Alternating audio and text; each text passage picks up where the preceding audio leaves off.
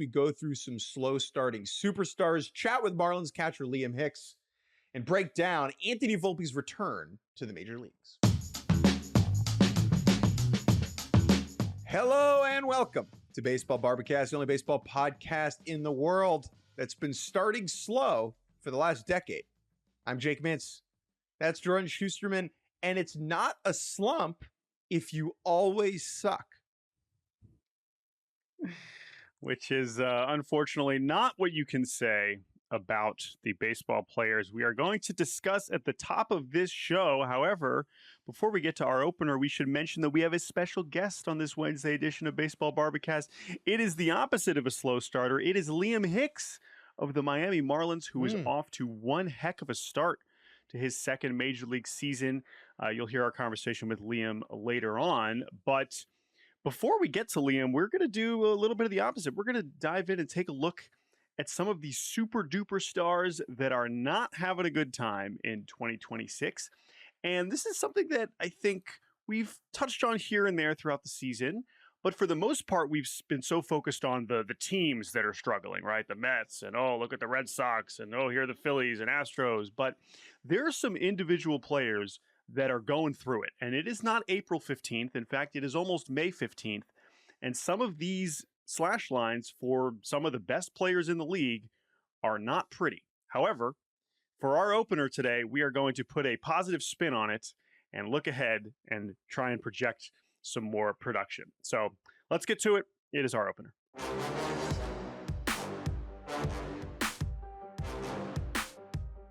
Cal Raleigh showered with his uniform on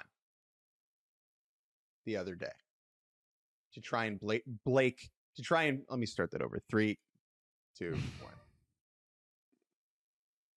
Cal Raleigh showered the other day. I did too. The difference was he did it with his baseball uniform on.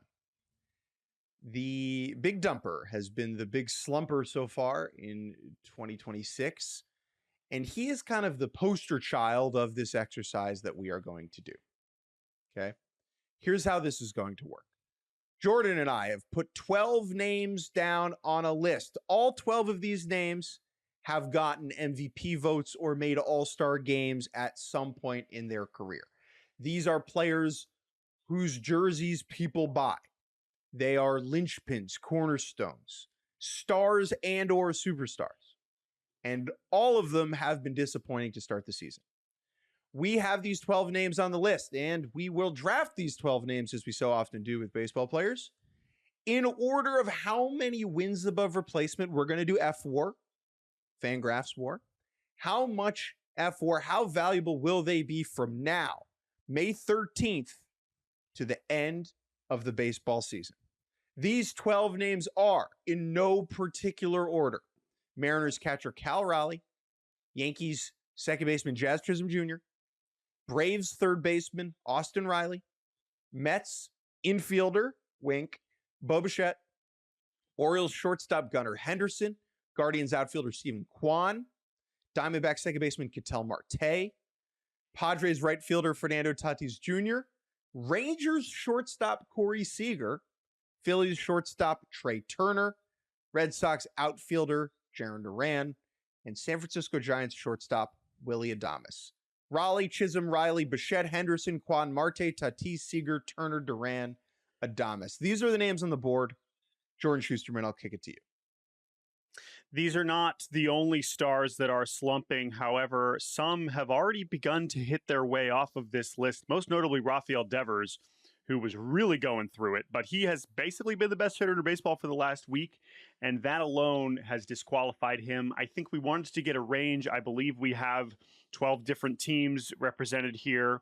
So a nice cross-section of the league, a nice cross-section of positions. So there are some other scuffling stars that are being spared here as part of this exercise. But I think this is a really good mix. Yep. Marcus Semien, we see you. We're worried about you. We'll hopefully talk about you at some point later. Jordan, to decide who gets the first pick in this exercise, which one of us do you think is struggling more so far this season? Ooh, okay. This is good. This is a good way to think about it. Who started slower? I don't know. who started slower. I mean, I feel okay. I did not feel great at the start of the season. By now, I'm feeling pretty good. I feel like I'm You got your swing closer to back? the Devers trajectory. Yeah. Yeah. Okay. But I don't think it was that bad in April. But, you know, it was definitely taking me a little bit of time. So I don't know. I'll take the first pick. Sure. What do you think? I pulled my back out again last week, so I'm physically gosh. slower than you, I think, right now. Okay. Um, Yikes. so I'll go first. Okay. That's fine. Go ahead. You can have the first pick. We're just going to go back and forth. We will each draft 6. And I'm very curious to see how this goes. Go ahead. So to be clear, I am drafting the player that I think is most likely to produce the most value over the rest of the season, to most likely return to their career norms. Mm-hmm. I am going to select Diamondback second baseman Ketel Marte. Okay. Mm-hmm. When you take a look at this list and you do really simple expected stuff, whether it's expected batting average, xWOBA, however nerdy you want to get, Ketel Marte is pretty much the unluckiest character that we have here. He has the 8th lowest batting average on hard hit balls in the whole sport. Now, to be clear, I just want to explain that a little bit. Batting average on balls in play is BABIP, as it is goofily acronymed to, is basically like how are your batted balls turning into hits. Normally, the league average is around 300, and Ketel Marte for any batted ball, and Ketel Marte's BABIP on hard hit balls, that's balls over 95, is way lower than you'd expect. And feels like the type of thing that will pop back up to career norms. He's not swinging slower. He's not really chasing that much more. I feel pretty good about Ketel Marte getting back to where he is, usually. That is a totally reasonable selection. He was in my inner circle for first handful of picks. I don't think I would have taken him first, but I understand Actually, you know what? Selection. You know what? He is chasing a lot more. Oh, too bad. Say. Already on your team. Chasing a lot more. No take backs. Ketel Marte is your number 1 pick. For my first selection, I am going to go ahead and select Cal Raleigh of the Seattle Mariners. Now, if he was still mired in an 0 for 30, 40, if he was coming for Chris Davis's record, and he hadn't, finally gotten a couple of hits last night against Houston, maybe I would have been a little bit more worried. But even amidst this catastrophic season for Cal Raleigh, in which he is hitting 166, among this list of players, he is still tied for second in FWAR at 0.4 already. Now, that's banked. We're talking about forward, right? So it's not like I'm getting that 0.4. We will make sure we are measuring it from here to the end of the season. However, the reason why I'm taking Cal from a ceiling, well, first of all, from a ceiling standpoint, I don't have to explain that. The guy almost won MVP last year. So that's pretty cool. But one sneaky part of Cal's season so far, and this is me playing the game, is that his defense behind the plate has been awesome. In fact, it's been better than it was last season. And that is, I think, been does it make up for the fact that he has a 67 WRC plus? No, because he's hitting at the top of the order and he's an important part of the Mariners offense. But as far as WAR accumulation, if he starts heating up offensively, even if he does now have quite the hole from a batting average standpoint to dig out of, and even if he does have some things at the plate that he has to figure out to find some consistency, I still think he's going to hit a bunch of home runs, and I think he's a really good catcher, and I think that that's going to put me in pretty good position. So sure. I do believe that Cal's is going to figure it out. He's just too good. And I think as the only catcher on this list, I think that gives him a night because of how well he's been playing defensively. And I know that he's going to be back there. Sure. I think that for the purposes of this game, and I do feel confident that he's probably not, I'm feeling pretty good. He's not finishing second in MVP. I still think he's going to end up with a pretty damn good season. So Cal Raleigh's my first. Good article this morning on MLB.com from Mike Petriello about why Cal Raleigh has been worse. Like when you're taking a look at why a player has gone backwards, right? There are various places to start.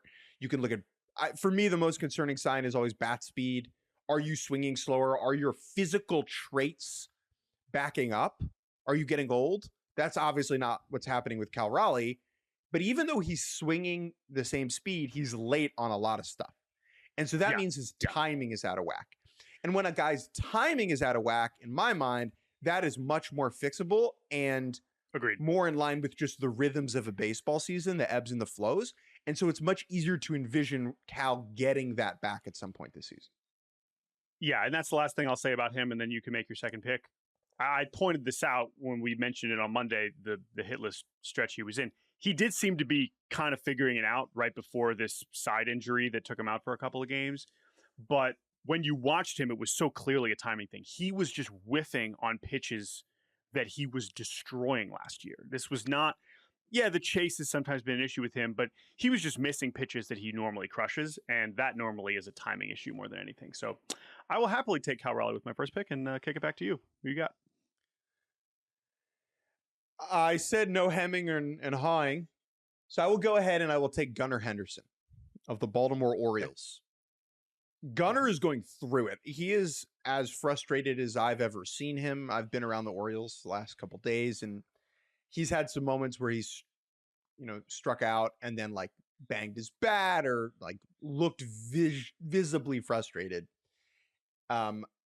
He's really struggled with right-handed breaking balls that are like down and in, middle down, changeups middle down, sliders kind of back foot from righties in a way that he hasn't in the past. To me, that's more of an approach thing. That's more of a controlling the zone thing. I don't think that Gunnar Henderson suddenly got bad at discerning between balls and strikes, right? He's chasing more, sure, but he's chasing more in the wrong counts. And so when I diagnose Gunnar Henderson, the struggling hitter, I see this as an approach problem more than anything physical or really like anything timing related with the swing. Like the swing can get out of whack when you're going bad because you try and overcorrect, but I don't think he's swinging he's not being aggressive to the right pitches in the way that he has been in the past. You can beat Gunnar Henderson off the plate in, and you could beat him in zone away. And I think he's gotten a little too maybe pull happy with some of the pitches that are away, rolling them over, because he's not getting in advantageous counts to drive anything on pitches that are like in his happy zones. I think that changes. This guy is still 24 years old. He's a young man. Yes. He turns 25 in like a month. That's bonkers. Okay. The talent is clearly still there.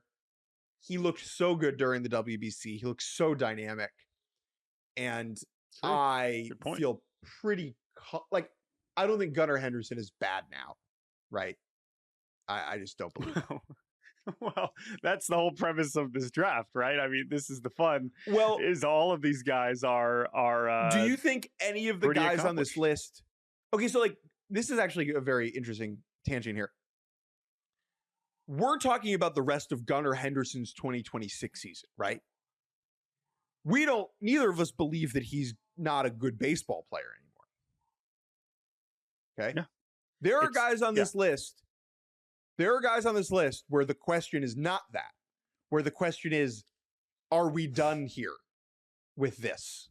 Right? I mean, that's now pretty we took dramatic. Marcus Semien off the list. We took Marcus Semien and Salvi off the list. Age-wise, we tried to keep this from an age standpoint closer to guys in their prime. I know there's a couple guys in their 30s, but it's a different. Those are two different conversations. I just want to be clear about that, right? Like because of the way we built this list, I guess you are right. It is less of we left those guys off, but this is not like is he washed, right? Now that I'm looking at the list in full, I don't think anyone on this list is cooked, is chopped, as the kids say. Right. So I will kick it back to you for the for the next pick. Yeah. As we will demonstrate with our selections, some of these are more concerning than others, particularly for do we think they will actually be good anytime soon in 2026. But Gunnar is a good pick, and he so far leads this group of 12 in F4 at 0.6. He's a shortstop. He'll be out there every day. I think he would have been probably my next pick, but I am happy to select Fernando Tatis Jr. with my pick. Correct. One of the weirdest seasons we've seen ever. Still looking for his first home run. but still playing great defense, still running the bases well. We know he's crushing the ball. And as far as just underlying stuff, it's not even close. You're taking this guy over everybody else here who, from a process standpoint, has been actively bad. Tatis is doing some things wrong in terms of elevating the baseball, in terms of certain pitches that he's attacking. It's not all bad luck. In fact, his BABIP is 327, which is crazy to think about, that you can't look at that. But still, in terms of quality of contact, I know I'm getting the defense. And I do think he is going to break out of this at some point. He's not, by the way, we talk about some other guys. Manny Machado would have been another person we could have put on this list as an interesting, accomplished candidate. But because he's a little bit older and has been kind of trending in the wrong direction, we wanted to have Tatis as the Padres rep. And Tatis alongside Cal Raleigh is really the guy we've been talking about. So I think that now is when this gets interesting. These 4 were the 4 I would have taken that we've already selected. I don't know if that's the same for you. After this, I agree. We're kind of picking through some guys that have really been going through it, but I'll just keep it simple with Tatis and send it back to you. If I had to pick someone on this list that could still win the MVP, non-Ohtani, non-Judge division, if I had to pick someone on this list who could finish top 3 in MVP, Tatis would be my pick, I think. Yeah, I mean, it's just bizarre. He's slugging 293. And he is hitting the ball a whole lot harder than that. So I don't know what to make of it. Maybe there is something wrong. There is a chance that there is just something broken with his swing and approach where he's still hitting it hard, but he's just not going to hit home runs this season for whatever reason. But I don't know. I still feel like the floor here is pretty high, as has been demonstrated. So I'll be happy with him as a pick. But back to you. I'll take Trey Turner. Okay. The most interesting Trey Turner thing to me is that he's not getting any slower. Matt Gelb wrote about this at The Athletic. Now, I know when you talk about a player's value, you're usually talking about more than just foot speed, obviously. But for Turner, that's important because he does use his legs to create a lot of hits, infield hits, turning singles into doubles, doubles into triples, etc. That is not tailed off, right? Right now, his batting average is 234. And his expected batting average is 238. So if you look at the batted ball stuff, you'd say, oh, well, he has actually been this bad. I think that this is just a streaky hitter. And I think that the physical tools are not declining yet. I have concerns about the defense going from the best in the sport last year by outs above average to below average so far this season. And talking to people around the league, the sense I get is that he has been worse, but he has not been the worst. And they expect those numbers to creep up as you get a bigger sample size. And I think that's an important thing to understand about Turner is like, because he's so streaky, he's liable to do this for a stretch of time. But over the course of a full season, I think he will, in the end, kind of work things out. Like, you remember his first year in Philly when it was so bad and like everyone had to clap for him to make him feel better or whatever? Do you know what his OPS plus was that season? Full year? 115? 115? 110. 110. Yeah. 110, stole 30 bases, hit 26 home runs, played shortstop. Yeah. Like, I think Trey Turner will be okay. I think your point about the physical tools is spot on. The defense part is very weird, and this is going to apply to some of these other players, especially if we're thinking about accumulating WAR. In theory, that would be a positive to be playing shortstop, but I think it still is relative to some of these other guys. But, like an Austin Riley, who we know is at a corner. But interesting pick. Trey Turner has not drawn a walk since April 25th. Don't love that. Me neither. Out of our leadoff guy, I know he's had a couple 4-hit games in there, but that's not what he do though. He don't do that. No, I know. Trey Turner don't do that. I know. Just wanted to point it out. I don't think Trey Turner would have been my next pick, but I understand it. Okay. Now he finished fifth in MVP last year. I forgot about that. He finished fifth in MVP last year. He was incredible. He was awesome. Okay. With my next pick, this is risky because the other part about this is Are they going to definitely be on the field for the rest of the season? Don't love that. However, I am Corey going to Seager. take Corey Seager here. I'm going to take Corey Seager here because his floor has been higher than all of these players, and it's not particularly close.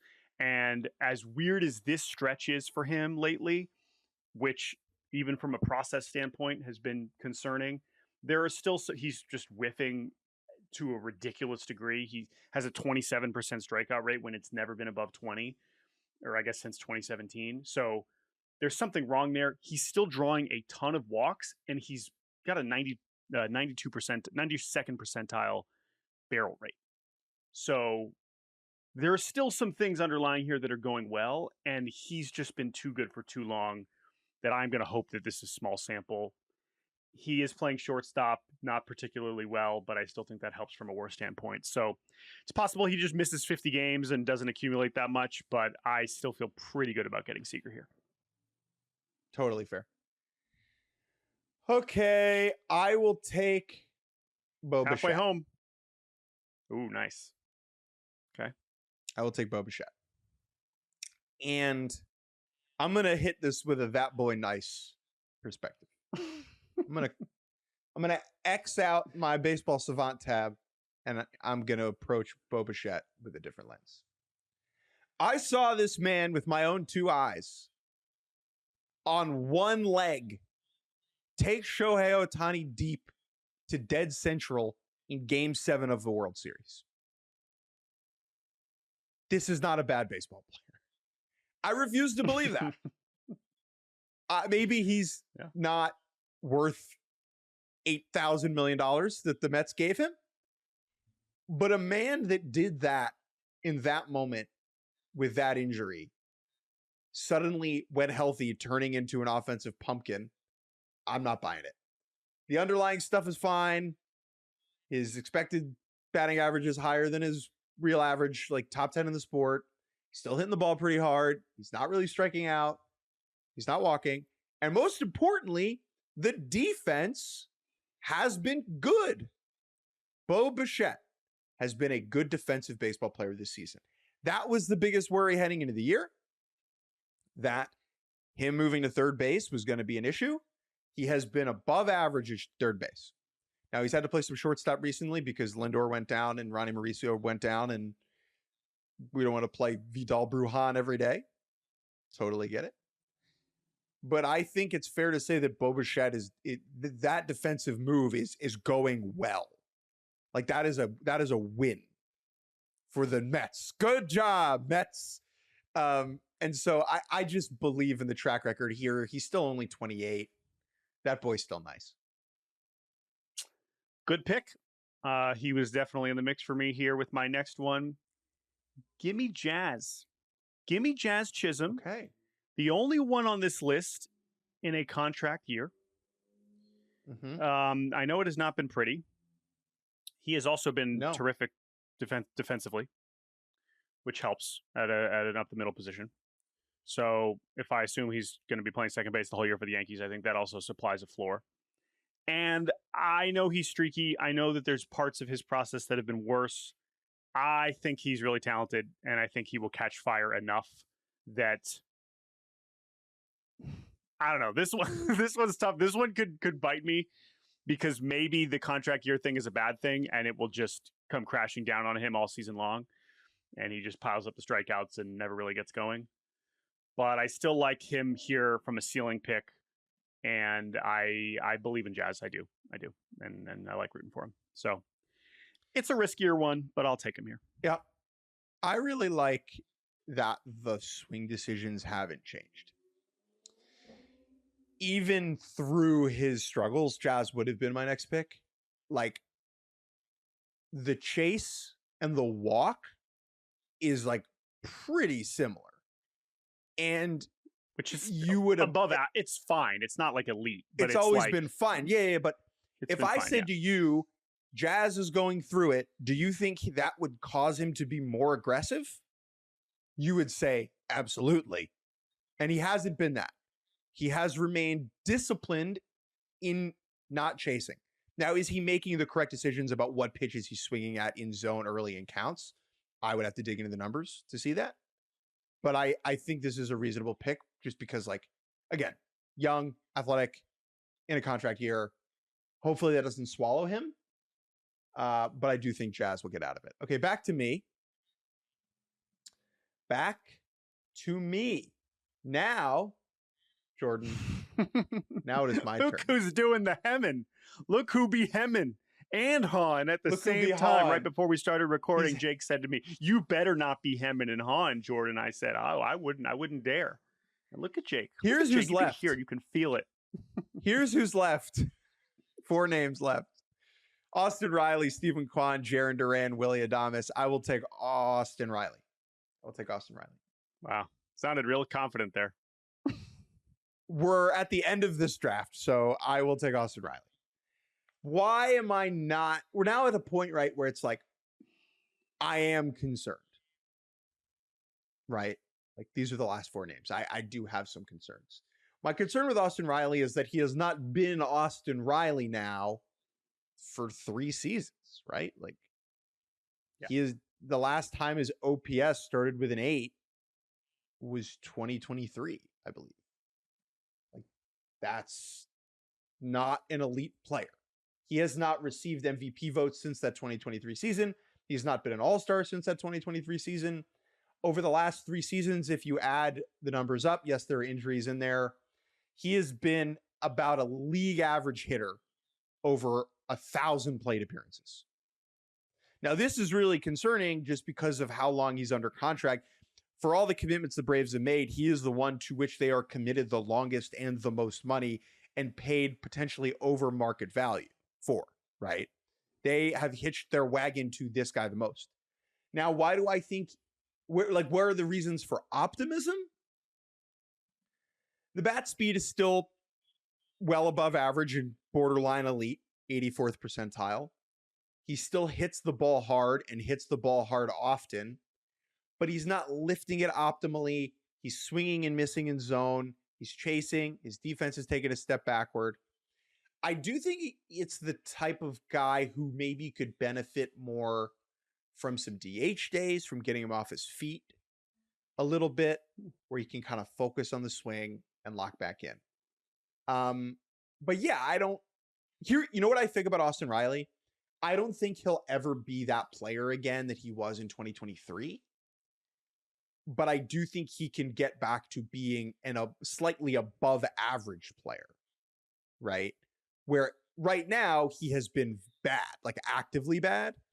If he gets back to competent and capable, I would not be shocked. If he gets back to MVP candidate, that would surprise me. Couple things on Austin Riley, then I will make my next pick. He has a 114 WRC plus over the last 2 weeks, which is higher than any of the players in this draft. However, that comes with a 40% strikeout rate. He did homer last night. I think you mentioned 2023. What's so amazing about that, though, is that he was exactly as good in 2022 and 2021. It was this 3-year stretch of excellence that just felt like, all right, that's why they paid him, you know? So, but yeah, $22 million a year through 2032. So hopefully he starts playing better baseball. Willy Adames will be my next selection. He has multi-hit games in his last 3 games, and he is smiling all the time, and he plays shortstop. And so that is going to be enough for me to pick him, despite a really ugly, just across the board, it has just been going real bad. And it bums me out because he's one of the nicest people in the game and someone we always root for. But maybe he's heating up. He has shown even last year it did not start great for him, the start of his Giants tenure. And he rallied and became the first Giants hitter since Barry Bonds to hit 30 homers in a season. So I still think that there is impact in here, even if he doesn't get to 30 homers this year. I will take the shortstop remaining on the board and be happy with that. So, Willy Adames, welcome to the squad. Because I got the first pick, I don't have to take Jarren Duran. I will take Stephen Kwan, another guy that we root heavy for. You've been around it. What's gone wrong? Everything. Really going terrible for Stephen Kwan. It makes me sad. Same kind of point with Austin Riley, though. This ain't new. I know Stephen Kwan was an all-star last year, but the slump kind of began right before the all-star game. dealt with a bit of a hand injury, but it has been really bad now for almost a full year. And it's just his skills of putting the bat on the ball are not translating to hits right now. He's also striking out more than ever. So clearly that skill isn't even totally intact. We know the power is never necessarily going to be there. The interesting part about this Quan pick is that he's been playing a lot of center field. So that's new. Maybe could help from a WAR standpoint. And been okay. He's been elite. He's been okay. Yeah, he's been fine. So that helps from an overall value, but it just ain't pretty. So I hope he can figure it out for the Guardians' sake, for his sake. He's been batting leadoff still the whole time, and that's part of the problem the Guardians fans are kind of fed up with, but, not great. I will take Jarren Duran because I don't have a choice, and that's fine. Whatever. If I get him last, the Red Sox do not make any sense, and he's still a part of this team that does not make any sense. He's been playing a little bit better lately, so I think from a WAR standpoint, there's actually a decent chance that he does not finish last in this draft. So from that standpoint, I'm not, that upset about getting him. But this is another one that after the season he had 2 years ago, it was like, oh my God, is this one of the best outfielders in baseball? Last year was better than it because of what he was coming down from, felt disappointing, but he was still a really good player. This year, it's just been bad. So a little bit better lately. Out of whack. And I will take him with my last pick. I'm going to fly through this very quickly. This is how we ranked them via draft in order of we feel good to no bueno. Steven Kwan, Cal Raleigh, Gunnar Henderson, Fernando Tatis Jr., Trey Turner, Corey Seager, Bo Bichette, Jazz Chisholm, Jr., Austin Riley, Willie Adames, Steven Kwan, Jarren Duran. That's our draft. That's how we feel. Disagree, agree, let us know. Jordan, before we send it to Liam Hicks, our guest, what a delight to have Liam Hicks on. Very cool story. Cool player. Out of nowhere. The Marlins are weird as hell. Liam is having a fascinating, phenomenal season. This is a guy who grew up, this makes us feel old, grew up liking our tweets, who once approached us at the stadium and said that he had been following our work for a long time. And so to have him on the pod is very weird and cool for us. So we hope you enjoy our conversation with Liam Hicks. Before we take a quick break, wanted to let everyone know that the all-new 2026 Soccer Pick'em is here just in time for the world's biggest soccer tournament. Make picks each round, earn points, and climb the leaderboard. Play solo, create a private group with your friends, join a public group to play with other fans, or even join our Yahoo Sports group to see if you can beat us. Join at yahoofantasy.com/soccerpick'em. That's yahoofantasy.com/soccerpick'em. Welcome back to Baseball Barbacast. How lucky are we to welcome in a special guest, a friend of the pod, and now a guest on the pod. It is Liam Hicks of the Miami Marlins. Liam, welcome to the show, my friend. Thank you. Excited to be here. Liam, we could begin in any number of places with you. You are having one heck of a season so far, tied for second in baseball in RBI, the most important statistic, famously. But I want to turn the clock back a little bit and ask you about the experience of being a Rule 5 pick. I think a lot of our listeners, like when they hear Rule 5, they're like, oh, that's interesting. I don't know the intricacies of what that exactly is.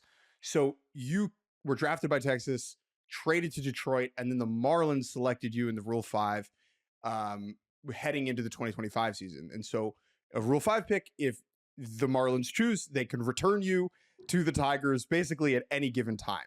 What was that experience like of knowing that you're on a team and you're in the big leagues with this team making your debut, but you could just be on a different team literally at any moment they decide? Yeah, definitely, a little stressful, but I mean that's the same way with anyone that's in, making in the big leagues. They can get sent down. They can get sent down to AAA, but in my case, I'd be getting sent back to a different organization. So, I mean, it was a blessing, obviously. Enjoyed time in Detroit and Texas, but just being kind of wanted by the Marlins and them giving me that opportunity it meant a lot, and obviously owe them a lot for just having the trust in me and faith in me without ever even meeting me, that I could be and a then, big leaguer for them. You know, if you get traded, I imagine like when you got traded from Texas to Detroit, like you probably gave away or didn't keep a lot of your Rangers gear. When you get Rule 5, did you keep the Tigers gear just in case they returned you? I don't know if it was like on purpose, kind of. I feel like that might be like, some bad vibes if I'm just keeping it, wondering. I do think I had a lot of it left over, and then I think that this offseason was when I kind of I'm on the Marlins. I made it. Probably don't need any of this anymore.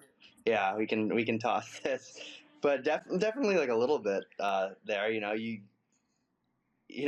Just from the facts. I mean, not many catchers have stuck around for a whole season. Not many catchers have been picked. So, and not even catchers, but it's not like a given 100% that you'll stay the whole season. So it's definitely something in the back of your mind. At what point did you realize that you were going to make it? Like, what point during last season did you have a play or a game or a moment where you're like, oh, no.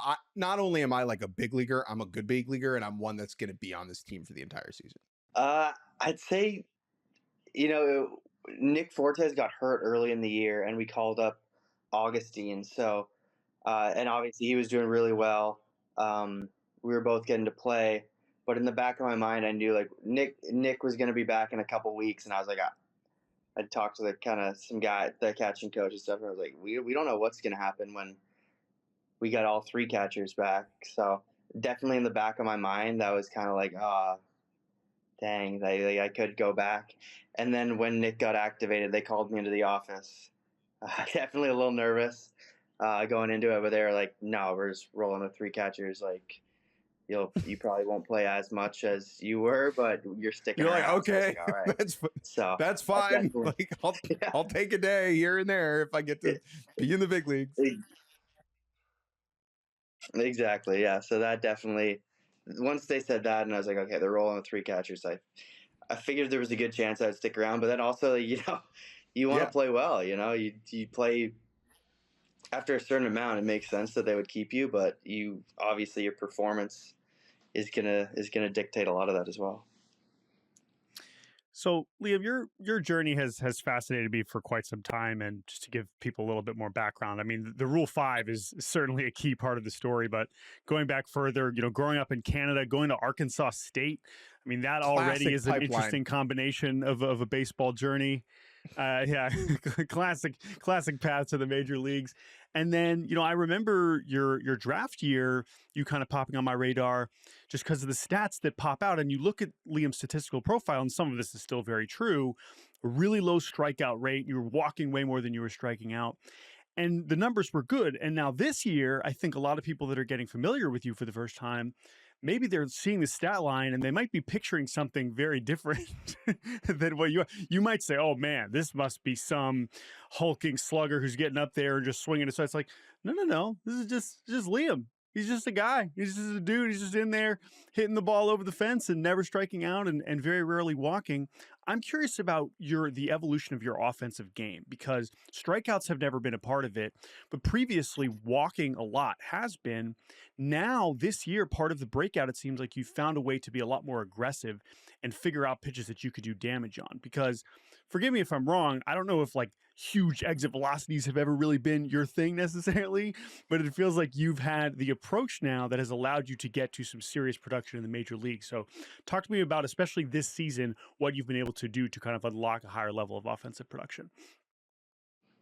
Yeah. Okay. Yeah. So that's a lot there, but I'd say, yeah, last year, like looking at the numbers after the season, like they sat me down and kind of had like a player plan meeting with me for the off season, and kind of showed me how good I was at making contact. So like the main thing for the off season was obviously like get more power, increase the bat speed. And then main thing for me last year, or that I wanted to work on, was like pulling the baseball. I think like I knew that I had the contact ability and I knew I could hit home runs, but a lot of my outs were, I was hitting fly balls to center field, and like I don't have the power that I'm going to be able to get a ball out to center.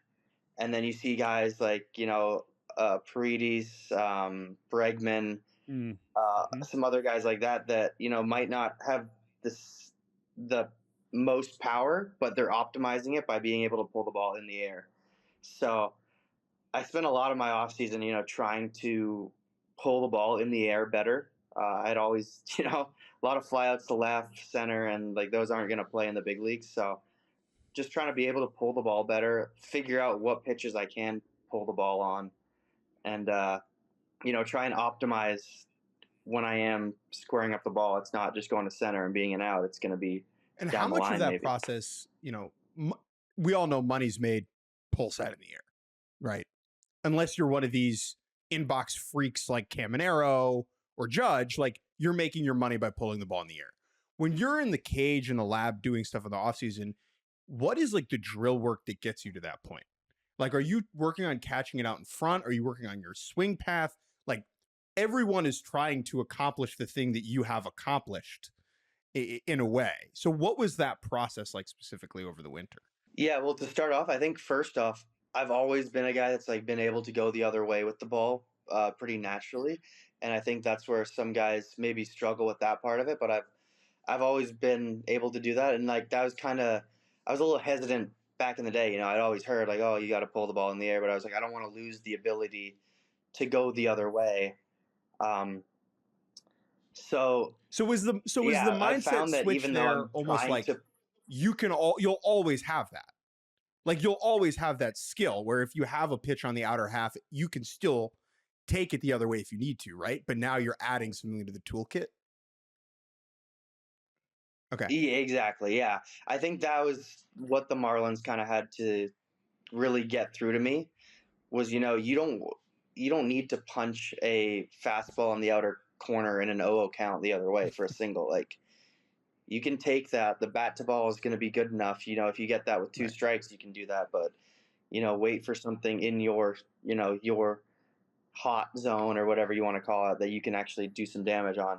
So, yeah, I mean, in the off season, cage work, I worked out with a lot of some good hitters, and they can tell you like I'm pulling the ball off the side of the cage the whole time pretty much. So, back in the day if I would do that, you might look at that as like a bad outcome. You want to just hit line drives at the back of the back net the whole time. But in my mind, I'm like, if I do that, it's a single, or if it stays too high, it's an out. So, a top spin off the side of the net, it might not look pretty, but like that could be a double in a game. So, it's kind of like a different way of thinking. It's nice to hit with, in Miami and in Jupiter, they have the hit tracks. So you can actually see, you hit it off the side of the net. Someone might think it's bad, but oh no, it's 103 down the line. That's at least a double, So that was definitely something I worked on. Definitely catch the ball out in front. Backspin the ball. I've just had the tendency to topspin a lot to right in the past. So kind of just working on the path, figuring out how to backspin it, doing all these different pitches and just, trying to solve the problem, I guess would be. It is interesting how much more of it is a mental switch when you're doing your work than it really is anything. Like that's the first step before you make a physical adjustment, right? Like it's teaching yourself that the outcome of pulling the ball against the side of the cage is good.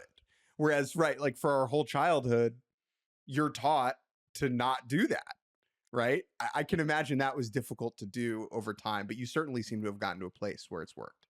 Yeah, exactly. I mean, you hear announcers all the time when a guy just hits a single the other way, they talk about how it's such a great piece of hitting. And it's like, yeah, it is. But, a home run pulled is a pretty nice piece of hitting as well. So that is something, I've had to teach myself because I've always been in that boat as well. Like, I love the backside singles, just such like a nice thing to look at. But, in the end, that might not be. We always joke about the guy that does a lot for a ball club thing that announcers will say, oh, that guy does a lot for a ball club. No one ever says that about Ohtani, who literally does the most for a ball club. So we, nice piece of hitting falls in that lane too. Go ahead, Jordan. But I just think that like what's so beautiful about the season that you're having is these notions, these concepts of modern hitting, of getting the ball in the air and like improved launch angle, there are a lot of old heads out there that are like, oh, well, that probably comes with a bunch more strikeouts and you're just trying to hit it over the fence. It's like, well, actually, you have one of the lowest strikeout rates in baseball. Now, that is a skill that you have already had. It is not like you are now not striking out because you were trying to pull the ball in the air, but you have managed to combine these two skills to become the hitter that you are. So that skill of putting the bat on the ball is something you've had for much longer than this kind of pull side power that you've trained yourself on. But as we mentioned, I mean, 9 home runs already this season. You had 7 your junior year at Arkansas State in the same number of games, right? Like it, and in the minors, I don't think you ever hit more than 4 or 5. Last year, you only had 6. So the power uptick is still there, but the contact has in some ways even improved compared to last year. You were making a lot of contact last year in your rookie season, but has it actually helped your entire offensive approach? Does that have more to do with pitch selection and the pitches you are swinging at that has allowed you to very rarely swing and miss in the zone, which is, to my knowledge, only happened 4 times this entire season? How has that also maybe helped or allowed you to continue to do both of those things, be an elite contact hitter and also a strong power hitter as well? Yeah, it's really tough to say. I do think like I added like a leg kick this off season, so I'm not sure. I think that might have cleaned up some mechanics or some timing or what. So that's felt really good so far this season. I just feel like I've stayed a little bit more balanced than I did last year, where I felt like last year I'd get out in front a lot on breaking balls or just catch fastballs really deep. So it's really tough to say like how the contact's gone up, because I have been a little bit more aggressive this year than last year. Yeah, swinging way more. Yeah, so that was definitely something I wanted to do coming into the year. But you also have to like feel good. Once you start hitting balls and you can hit them, then you're going to be a little bit more aggressive. So it's tough to say how it's that's all combined, but I'm happy. Do you know your 4 it. in zone misses? I have them up in front of me. I'm just curious if they're in your head. Yeah, I know the first one was a Lopez curveball, like 72-mile-an-hour curveball. That's a tough one, right? Like that. You just got to tip your cap. The 72-mile-an-hour curveball in zone, like, great job. No, yeah, it was like 77 earlier in the game, and he kind of dropped it down a little bit later in the game. So that was it's a good pitch. I think, did I swing and miss it at changeup from Garcia? Rico Garcia, locked in right now. Yeah, he's having a year. So that changeup was really good. And then I don't know if I know you had a 4-seamer against Anthony Nunez with Baltimore, and then a changeup against Jonathan Bolin with the Phillies. But it's so funny that like you remember half of the individual swings and misses that you've had in the zone.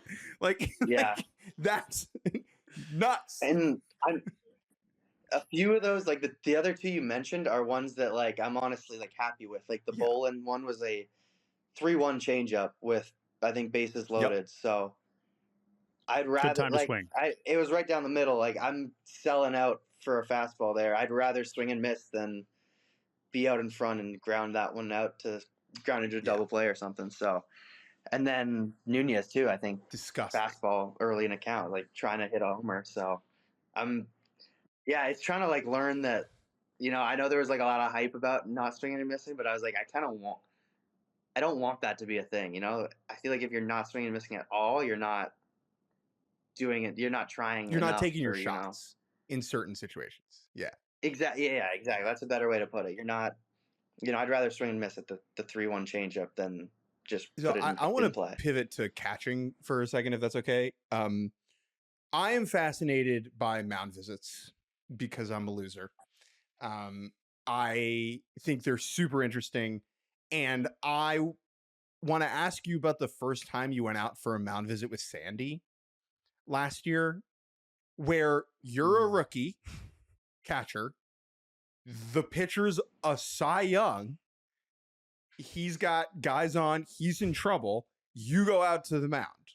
Like, what are you saying to him? Or like, what is that experience like where you're like, you believe in your skill set and you've worked with this guy in spring training. All of those things are true. But when you're walking out there and you've played in the big leagues for 2 weeks and the guy on the mound is a Cy Young, how do you kind of offer advice or feedback or support in that situation? Yeah, that's definitely tough. I mean, it's definitely something, you want him to respect you, but I think the best way to do that is to just be prepared. So, if I go up there and I tell him exactly what I'm seeing, exactly what I think the next few pitches should be, how we're going to attack this guy, I think that would put him at ease a little bit more. As like, you don't want to be the rookie coming up saying like, dude, I have no idea what to do. Like, what do you think? That's not going to help at all. As a catcher, you got to be the most prepared on the field, obviously. You got to be there to support the pitchers. So I think just like, even if you don't have the confidence, maybe fake it, You gotta show the pitchers that you're prepared and that you're there for them. So the two other catching things that I think we want to hit on before we let you go. The one is of course, as many people have made a lot of the Marlins calling pitches from the dugout, and that could be its own podcast for sure, and your experience with it. I think one thing about that, there's two sides to that. I mean, there's a lot of sides to that. There's okay, this is just better strategically. We want to be calling the best pitches in the best times. But also from your responsibilities and what you have to be thinking about during a game, has that contributed at all to you being able to focus on having a 980 OPS or whatever it is? Like, how much has that taken stuff off your plate to put so much time and energy into your offensive game, or is that just kind of a part of it now? It's tough to tell because you haven't done it. Even if I was calling pitches, fully could be having the same season as well. So yeah, it's tough to say.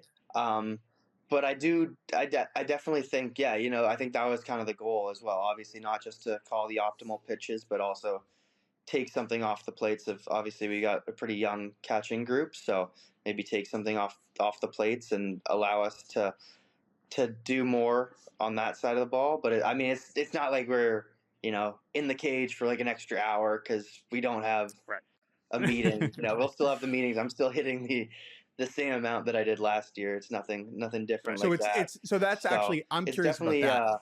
It's not a change in your pregame workload necessarily. Like you're not spending more time with hit tracks or doing tee work because you don't have to call pitches during the game. Yeah, no, it's not different like that at all. We'll have, I guess the main thing would be, in the past when I was with the Rangers, on the off day, you start doing your scouting reports on the other team. So, now here, on the off day, it's just kind of like maybe get away from baseball. You don't have to focus on that. So, not saying that's good or bad. It's just something that's a little different. So that's, obviously they have a reason for it. And, I enjoy calling pitches. It's something that I think any catcher would say that they enjoy having that part of the game, but it's obviously a process they have here. And it's working out well too. I think they're having success. Pitching staff's been really good this year, and it doesn't take you completely out of the game, which is nice as well. Like a lot of people think that I'm just behind the plate receiving now doing nothing, but the pitching coaches here still really value my opinion. They still really value all of our catchers' opinions. They want to talk between innings about what's working, what we're seeing, if any hitters are moving in the box, if they're looking for certain pitches. So there's nothing, it's not as crazy as people think. Let's finish with some ABS chat. You have challenged the fourth most pitches behind the plate as a catcher, tied with Will Smith. The Marlins have been, I think what's been most interesting about the Marlins is that they have seemingly just only the catchers are challenging, or at least it is much more heavily tilted more towards challenging on defense. I think we just want to get at it from a human standpoint. I'm so fascinated by the interaction between the catchers and the umpires, the catchers and the hitters, those little moments when you are tapping your head. Now you've gotten kind of the feel of it. I'm sure there's some where you regret, some you feel good about, you're really proud of. But in game, in the field, like how often are you just thinking about ABS? Like when you have a challenge, how much has that become part of your process and something that you're thinking about from a framing standpoint, from how you're setting up? Is it something you're constantly thinking about? And how often have you had moments where are you challenging you immediately like, oh no, I shouldn't have done that, or the reverse where it's like, oh, how did I not challenge? Like how much are you just thinking about it on it while you're about back there? Definitely something you think about. We have kind of like a process in place now where, there's certain, we'll kind of get something from the dugout where there's certain times in a game where it's optimal to challenge and when it's not optimal to challenge. So we're kind of trying to follow like a process with that, where there's times where if you're going to challenge, it's got to be a full ball in the zone. You got to be 100%. And then there's times where, you're allowed to challenge where you think it might just be clipping, a little bit more lenient, 3-2 bases loaded, he balls a pitch and you think it might be, that's an automatic, like you got to challenge. But maybe like an 0-1 with no one on and there's 2 outs and you think it's just barely clipping, maybe we don't challenge that one. But definitely also something I've kind of, that's something now that there's a bigger sample size, I know kind of where my miss is behind the plate, where I'm really good at receiving on one part of the zone, and then there's a part of the zone where I'm not great at receiving. So I know that pitches in that area, if an ump balls it, and I'm not sure about it, there's a more than likely chance that that's going to be a strike. So I've kind of learned that, and I've talked to some umpires about that too. I'm like, yeah, this zone, like it never gets called. So if it's there, I'm probably going to challenge. Interesting because I don't know if it's cool. still the case, but like early on in the season, the guy with the most challenges was Edgar Caro, who's the White Sox catcher, and he had the worst framing numbers in baseball last year. And so it makes sense that the skill of knowing what's a strike is different than actually physically framing the pitch up for the umpire, right? Like those are two distinct skills. Yeah, 100%. I think, you can get a little bit tricked when you receive a ball really well and he balls it and you're like, no, I caught that so well. That's got to be a strike. I've definitely had that happen a couple times where I've caught a ball so well that I think it's a strike and I challenge and it's 2 balls below the zone. It was like you did a good job. Yeah, I tricked myself. And then there have been some, you catch a little poorly and then you look back in the dugout and you're like, dang, I gave up on that ball. I'm just barely clipping. Like, I got to be better. Have you had any particularly funny interactions with umpires? I mean, we've seen some, like we just saw it last night with Travis Bazzana. He had a challenge that was wrong, and he was like, "That's on me, my bad." Like, how much back and forth is there just throughout the game of like kind of figuring out the zone? And have you had any funny interactions with umps? Yeah, there's definitely some. I'll say like that, like good call. Like on some, where I think it's clipping and it's not. I'm like, that was a really good call. I really thought that was there, and stuff like that. Especially on those crossbody misses, like you're set up away and he pulls it in, and I'm like, oh, what do you think? I thought it might be there. So I don't know about. I remember one in spring training. I backpicked, and they called it a ball, and then I challenged, and it was right down the middle. It was literally like right down the middle, and the ump was kind of like, ooh. And I was like, yeah. But that was in spring training. Right. Obviously, they're getting used to it. So we'll give them what I've heard from people is that they're better. Like, I know this is only your second year in the bigs, but like, I've heard that the umpires this year have like stepped their game up because they're getting so much immediate feedback.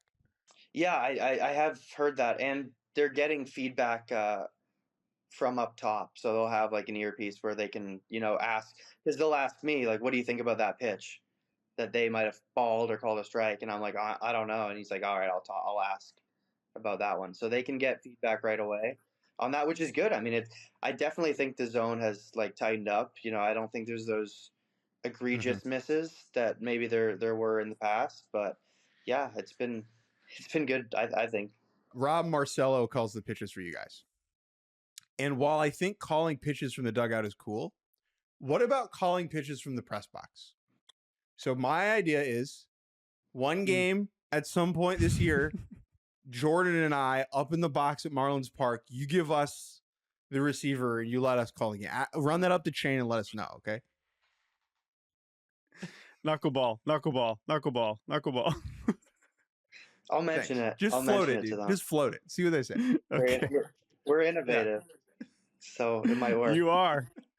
I'll get All Bendix on the Jake will horn. get Bendix Hey on the Pete, let me line. get one. Let me get one. Let's yeah. come on. Let me get one.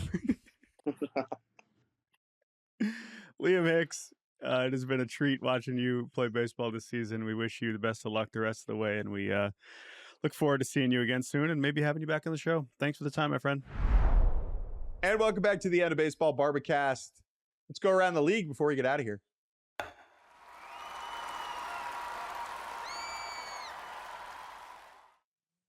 Good news in Queens, New York, and it's not Mamdani filling a pothole.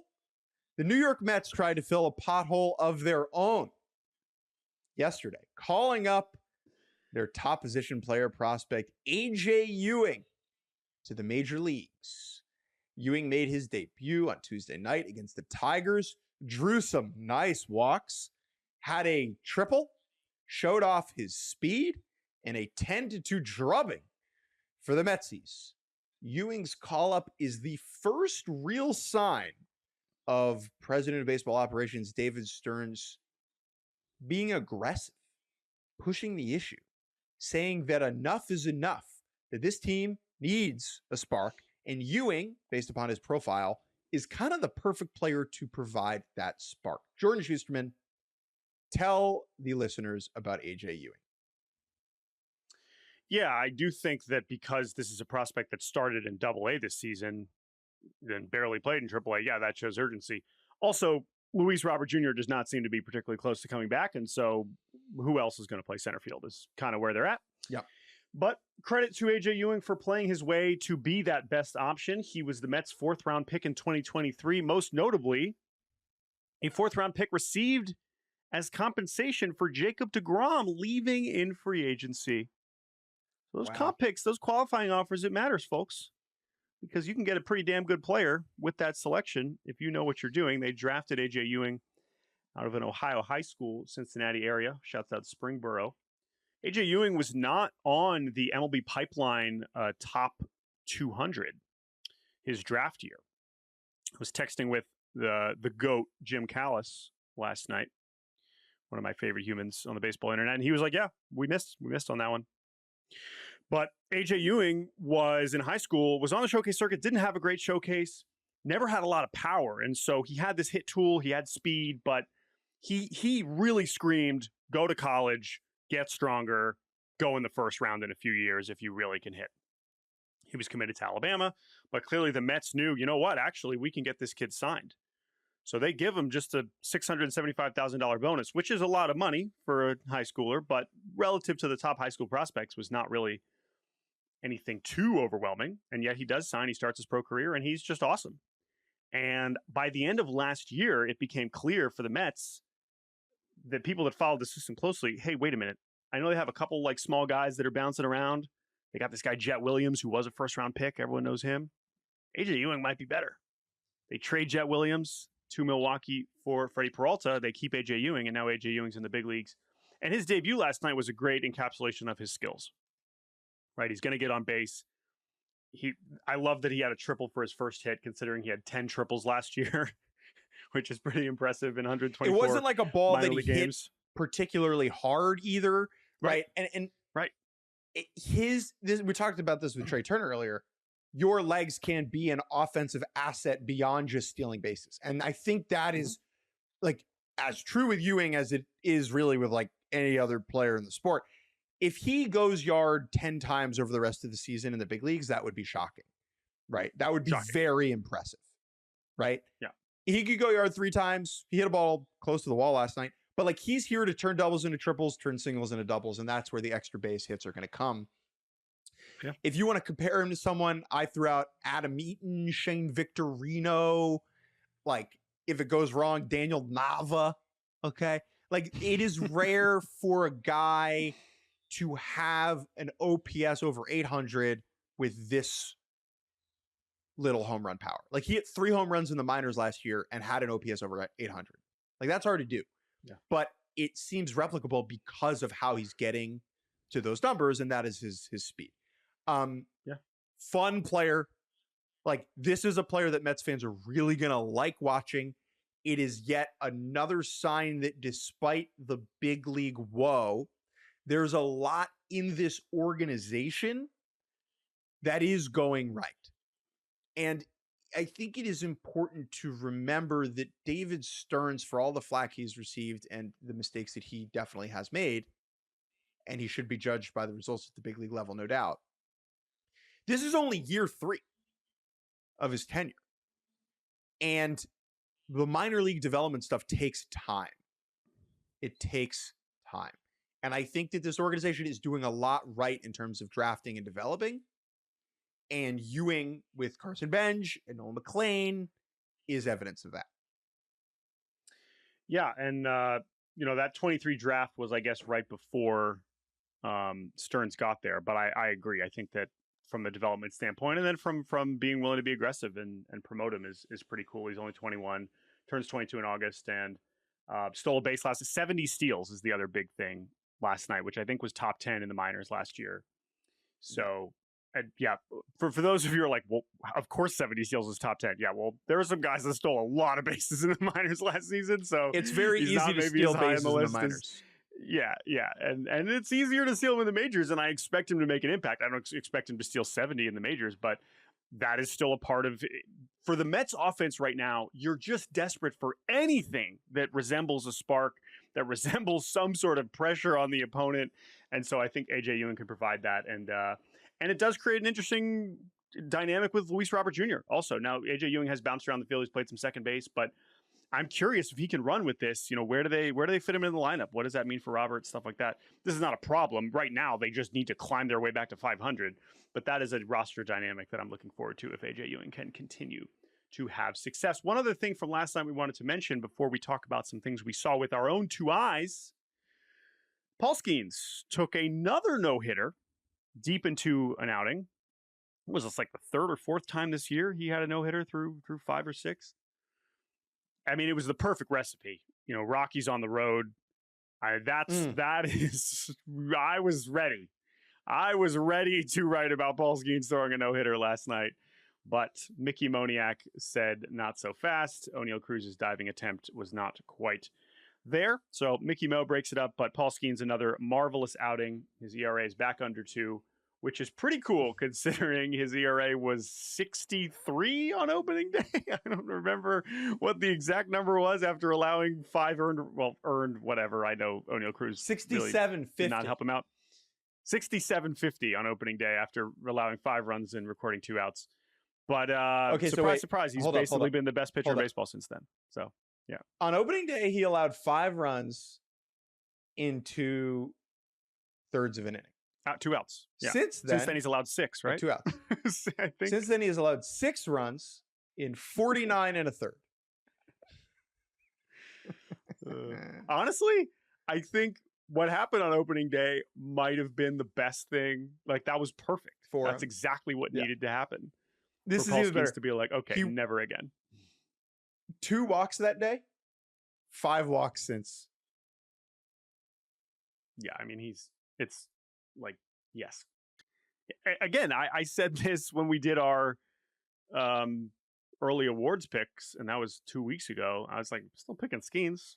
Sorry, Ohtani. Yeah. Because especially from an inning standpoint, what was so encouraging last night was just the efficiency. I mean, I think he only had 60 pitches through 6 innings, and that's why I thought, it's happening, because they're going to leave him in there. And he's gone 8 but in his last 2 starts. I don't know if this is a bold prediction. I guess it is because it's 2026. I think he's got multiple complete games in him this season. I know that doesn't sound like a hot take, but again, there were 5? How many complete games last year? Like 5? Like there were for the whole season, so something like that. So I think he's going to do it because he knows exactly what he needs to do to get through innings quickly. And if he wanted to strike out 15 a game, he probably could.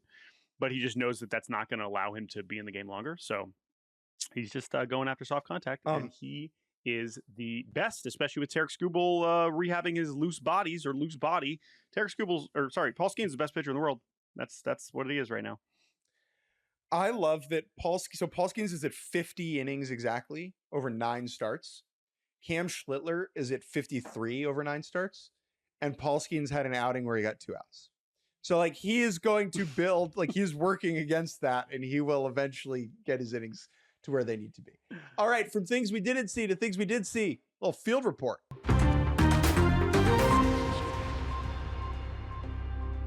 Jordan, you went to the Progressive Field, the Prague, as people call it, the Jake, in Cleveland last night. Everyone calls it that. No one calls it that. Last night to talk to Mike Trout. How's Mike Trout?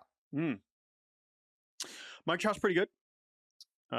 He is having a good season. What was that? First of all, what was that? Like, this was your first time like sitting down and talking to Mike Trout, being like, "Hi, Mike.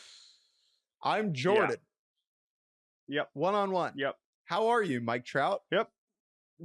Yeah. How was that? It wasn't what that like. This wasn't some, hour-long sit down or anything. He gave me a few minutes, took some time out of his batting cage session. Thanks for taking some time. Yeah, then that's exactly what I told him. But shouts out to Angels PR for helping me out. But yeah, I just wanted to check in on Mike Trout, who's playing center field every day, and OPS back over 900, where it belongs, but where it has not been since 2022. And there were really 2 things I kind of wanted to just talk to him about. Mostly what was the process of getting back to where he wanted to be after last season, where he was healthy. He did play a lot, but it was not at the level that he wanted. And it's the thing that he just keeps mentioning, which is that he just wanted to get back to being a full baseball player. And it really does seem meaning playing center field every day. And it really does seem like, from a mental standpoint and from just how he was approaching the game, being this DH and occasional right fielder did not make Mike Trout feel like Mike Trout. And so whether it's the way he talks about it, whether it's the way Kurt Suzuki talks about it, and it seems like as soon as Kurt Suzuki got hired, he was just like, "Hey, Mike, you want to go back in center field?" And Mike Trout's like, "Hell yeah, I do. That's where I should be." So if his body can hold on to it, I think that you're kind of seeing why that's the case. So that was cool. And then the other nugget that I kind of wanted to ask him about, just as part of the Trout lore that I know is not something that I've really seen talked about as much, but is obviously up our alley, is where he was committed to college. This is just ECU, a bit of baseball trivia.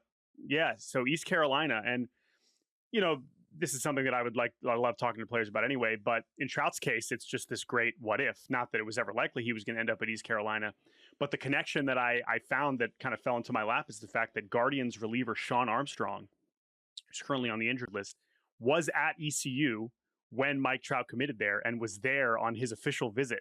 So Mike Trout went down to Greenville, I guess his senior year, just to be like, "All right, I'm committed here." And he just remembers the coach at the time, Billy Godwin.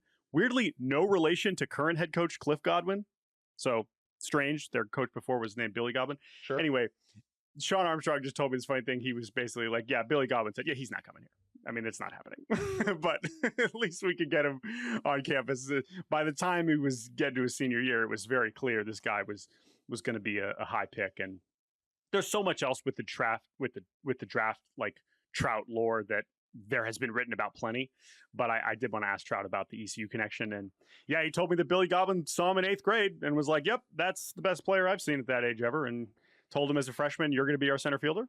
Mike Trout said, "Sounds good." And he kept with that commitment all the way through high school, even though I'm sure plenty of other schools were like, "Hey, Mike Trout, come play for us." He said, nope. And surprise, surprise, loyalty, a theme in Mike Trout's career. That has been true from the very beginning, and it remains true today, though I know many people want him to be traded. That is a conversation that I have no interest in having right now, nor will I be writing about. But I'm sure come deadline time, when the Angels are in last place, we will have the conversation again, and I can give my full thoughts about that. But this was really just to check in with an all-time great, and I'm grateful that I had the opportunity to do that, and I'm looking forward to writing about it this week. I saw Anthony Volpe come back. Hall of Famer? New Jersey baseball. Maybe. New Jersey baseball, baby. New Jersey baseball. North Jersey. Very different than very different. Different New Jersey. Mike Trout and Anthony Volpe are both from New Jersey is like saying that like it's just yeah, whatever. I couldn't come up with an analogy. Sometimes you swing and miss. It's okay. It's okay to take hacks. Anthony Volpe is back. That's because Yankees starting shortstop Jose Caballero is going on the IL, 10-day IL with a fractured right middle finger, I believe. So, but the Yankees gave the Orioles the bird on Tuesday. No. Caballero on the IL, and so Volpe is back up from AAA. Volpe, who was the Yankees starting shortstop for the last 3 seasons, got hurt last year, played through it, had offseason shoulder surgery, started the year delayed, did a rehab stint, and then was optioned to the minor leagues on May 3rd with Caballero kind of wrestling the starting role away at the big league level. But now Volpe's back. And it was just so interesting seeing the contrast because both Volpe and Caballero talked last night after the game. And, Volpe is, as a childhood Yankee fan, in the mold of like Jeter, Judge, say nothing, say all the right things, reveal zero, I'm here to win. I'm here to be a part of the team. I'm whatever. Caballero is not that. Caballero is like, I'm going to be back in 10 days. I love playing. Like, he's just offering so much more panache and energy and zest and like seems to be enjoying himself in a way that Volpe, even when things were going all right, like he had some of the childlike joy, but it wasn't the same swagger that Caballero's been playing with. And that moment was really highlighted as Caballero was leaving the locker room yesterday. He just says out loud to nobody in particular, 9 more days, guys. As in 9 more days left until he's off the IL. And to me, it might as well have been saying it to Volpe. Like, 9 more days, Anthony. Pretty much. Yeah, 9 days here, brother. And it's back to Scranton. Oof. And so Volpe didn't get to the ballpark until very late yesterday, so he did not start. And I believe he didn't get into the game. So they still have, they have Max Schumann, who's just kind of a consummate bench player, but he can handle shortstop. I assume Volpe is going to start over these next 9 days. He's going to be the everyday player. He is the everyday shortstop. Yeah. Aaron Boone said that during pregame yesterday. He's the everyday shortstop for the Yankees. But it sure sounds like no matter what. Yeah. Boone also said that when Caballero's back, it'll be Caballero, right? And so I think that is very, very interesting. What does that mean for Volpe? Like, if Volpe rakes here, does he stick around and they platoon? They can't platoon. They're both righties. But, like, they stick around and they use both of them. Like, do we see maybe some of them play some second base? If Jazz is struggling against lefties and is maybe a platoon player, or third base, see them working at third. What do you say? Yeah, third base. Yeah, third base. Like, it's not there are ways to do this. There are ways to do this. I think they want Volpe playing every day, so we'll see how things play out. And then just one quick moment that stuck in my mind, and I want to be very clear. Like, I'm not trying to make anything more of this than it sounds. So, like, last night, Volpe's not in the room. He's probably showering or working out or something. And Caballero's in there getting dressed, right? And he's like putting his shoes on, and he like goes to tie his shoe, and he's like walking over to a different part of the clubhouse. And he's like in front of Volpe's locker, and he like puts his foot up on Volpe's chair to like tie his shoe. And it was just this moment where like I took a mental image of him right with his leg up on Volpe's chair, like with Volpe's nameplate over it, like looking like Johnny Walker with a leg in the air. Like, it, again, that happens all the time. Guys sit in other guys' chairs all the time. Was not Caballero disrespecting Volpe, but just that mental image of it stuck with me, right? And will stick with me.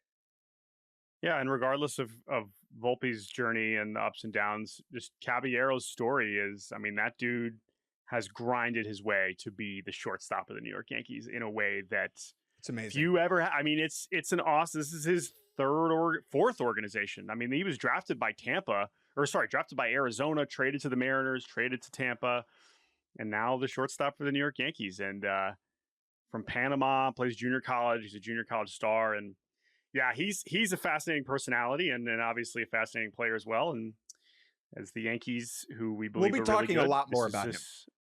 Yep. We certainly will be. So, but he's earned it, and I think Aaron Boone has made that clear that he's earned it, and Aaron Boone loves him, and I'm not surprised that he wants to keep playing him. So, this weird injury just makes the story more compelling, but it probably doesn't really change things that much, as you say.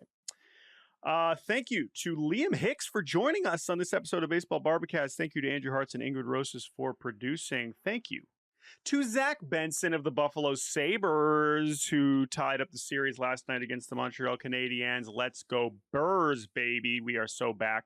Shouts out to UPL as well. What a showing from him. You can email us baseballbarbacast@gmail.com, and we will be back on Friday. See ya.